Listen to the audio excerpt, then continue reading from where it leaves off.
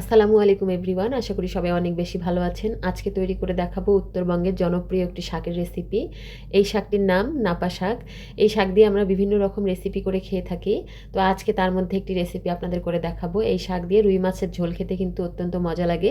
তো সেই রেসিপিটি আমি আজকে আপনাদের তৈরি করে দেখাবো। এখানে আমি শুরুতেই কিছু কাটাবাছা করে নিয়েছি। এখানে আমি ধনিয়া পাতা, পেঁয়াজ পাতা, একটা আলু আর ঝালের জন্য কাঁচামরিচ আর পেঁয়াজ কুচি করে কেটে নিয়েছি।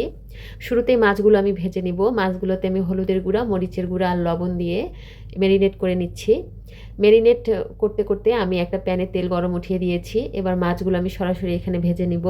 তো তেলটা যখন খুব ভালো করে গরম হয়ে গিয়েছে তখন মাছগুলো আমি ভেজে নিচ্ছি। মাছগুলো যে খুব বেশি কড়া করে ভাজতে হবে তা না, হালকা করে মাছগুলো ভেজে আমরা তুলে নিব।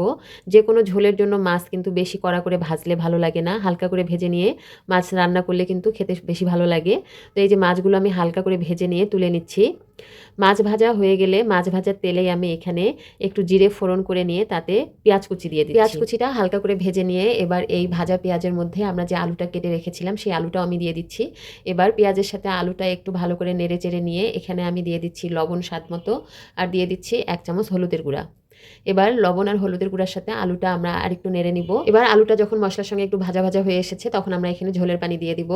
এই ঝোলের পানিতেই কিন্তু তরকারিটা সম্পূর্ণ রান্না হবে। এখানে আর এক্সট্রা করে কোনো আমরা পানি অ্যাড করব না। এই যে এখানে আমি গরম পানিটা ইউজ করছি, আপনারা চাইলে ঠান্ডা পানিও দিতে পারেন। ঝোলের তরকারিতে সবসময় আমি গরম পানি দিয়ে থাকি, কাঁচা পানিটা দিলে অনেক সময় তরকারির টেস্টের হেরফের হয়। তো ঝোলটা যখন খুব ভালোভাবে ফুটে এসেছে তখন আমরা এখানে দিয়ে দিব ভেজে রাখা মাছগুলো। মাছ দেওয়ার পরে এখানে আমি ঝালের জন্য দিয়ে দিচ্ছি কাঁচামরিচ কুচি। ঝাল লবণটা আসলে যার যার টেস্ট অনুযায়ী আপনারা চাইলে বাড়িয়ে কমিয়ে নিতে পারেন। এরপরে আমি ধুয়ে রাখা শাকগুলো এখানে দিয়ে দিচ্ছি।